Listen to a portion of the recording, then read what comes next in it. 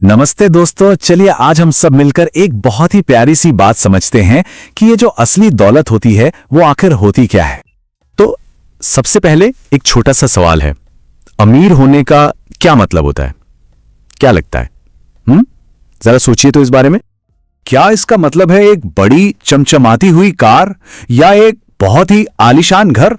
हाँ, हो सकता है, पर एक बात सोचिए, मान लीजिए किसी के पास एक बहुत ही तेज स्कूटर है लेकिन वो शाम के भयंकर ट्रैफिक जाम में फंसा हुआ है, तो उस तेजी का कोई फायदा हुआ? नहीं ना। बिल्कुल वैसे ही कभी कभी बहुत कुछ होने के बाद भी हम फंसा फंसा सा महसूस करते हैं। तो फिर असली दौलत क्या हुई? वो है आजादी। जी हां, फ्रीडम। वो प्यारी सी ताकत जो हमें अपने समय पर और अपने छोटे बड़े फैसलों पर पूरा कंट्रोल देती है। बस यही है आज की हमारी सबसे जरूरी बात। ऐसा दोस्तों, तो चलिए आप पैसे के बारे में ना दो अलग अलग सोच को देखते हैं। ऐसा समझिए कि ये एक मंजिल पर जाने के दो रास्ते हैं और हम देखेंगे कि कौन सा रास्ता हमें सच्ची वाली आजादी तक लेकर जाता है। तो देखिए, जो पुरानी सोच है वो कहती है, अरे जितना ज्यादा पैसा होगा उतनी ज्यादा आजादी होगी। लेकिन जो नई सोच है वो एक बहुत ही प्यारी बात सिखाती है। वो कहती है कि जो पैसा हम खर्च नहीं करते, मतलब जो हम बचाते हैं, असल में वो पैसा हमारी आजादी खरीदता है ना मजेदार? मतलब हर बचाया हुआ छोटा सा सिक्का भी आने वाले कल के लिए आजादी का एक छोटा सा टुकड़ा है।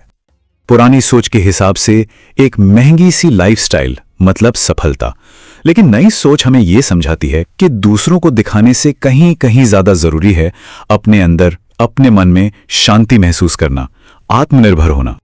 पुरानी सोच में कर्ज लेना मतलब लोन लेना एक आम बात मानी जाती थी, पर असल में कर्ज लेना पता है कैसा है?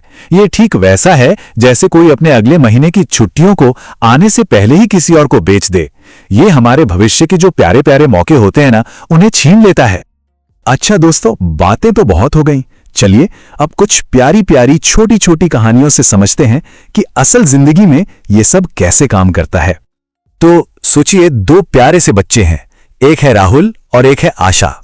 दोनों को बराबर पॉकेट मनी मिलती है। अब राहुल क्या करता है? वो अपनी पॉकेट मनी को अपनी प्यारी सी गुल्लक में डाल देता है और आशा वो उससे फौरन अपनी पसंदीदा चॉकलेट या खिलौनों पर खर्च कर देती है।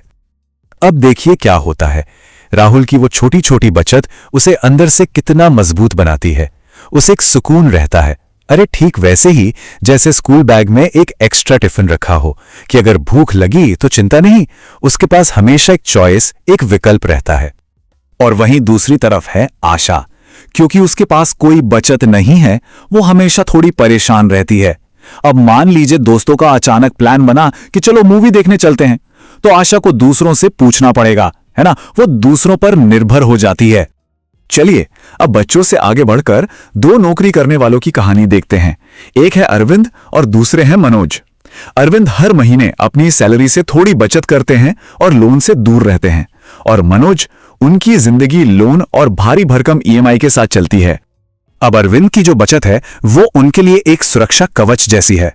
अगर उन्हें अपनी नौकरी में बहुत स्ट्रेस हो रहा है तो वो बिना डरे नौकरी बदलने के बारे में सोच सकते हैं, मतलब वो अपने समय के खुद मालिक हैं। लेकिन मनोज, वो अपनी ईएमआई की वजह से ना बंधा हुआ महसूस करते हैं। उन्हें नौकरी छोड़ने के ख्याल से भी डर लगता है।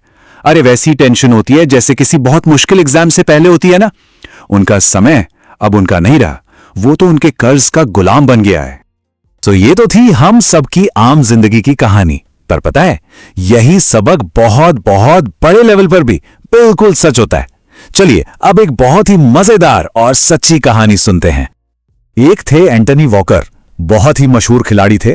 उन्होंने अपनी जिंदगी में लाखों करोड़ों रुपए कमाए और वो सारा पैसा उन्होंने महंगी गाड़ियों, बड़े बड़े घरों और बस दुनिया को यह दिखाने में खर्च कर दिया कि वो कितने सफल हैं। और फिर उन्हीं की तरह एक और खिलाड़ी थे जॉन अर्शल। उन्होंने एंटोनी के मुकाबले बहुत कम पैसे कमाए, पर उन्होंने अपने ज्यादातर पैसे बचाए और एक बहुत ही सिंपल, सादा और खुशहाल जीवन जिया। तो नतीजा क्या हुआ? एंटोनी वॉकर, जिनके पास इतना पैसा था, वो दिवालिया हो गए, मतलब बैंकक्रप्ट। उनकी जिंदगी पर उनका कोई कंट्रोल नहीं बचा। और जॉन अर्शल, उन्हें क्या मिला? उन्हें मिली मन की शांति और अपने फैसले खुद लेने की पूरी पूरी आजादी। तो दोस्तों, इन कहानियों से हम सब क्या सीख सकते हैं? चलिए अब इस बड़ी सी सीख को ना अपनी जिंदगी में उतारने के लिए एक छोटा सा पहला कदम उठाते हैं। चलिए बस एक पल के लिए हम सब रुकते हैं और खुद से एक सवाल पूछते हैं कि मेरे अपने समय पर मेरा कितना कंट्रोल है। इस पर शांति से जरूर सोचिएगा। और जो पहला कदम है ना, वो बहुत ही आसान है। इस महीने बस एक छोटी सी, बहुत छोटी सी रकम बचानी है। अरे मान लीजिए बस 1 कप चाय के पैसे बचा लिए। और जब हम वो पैसे बचाएं तो मन ही मन मुस्कुराकर खुद से कहें, वाह, मैंने अभी अभी अपने लिए थोड़ी सी आजादी खरीदी है।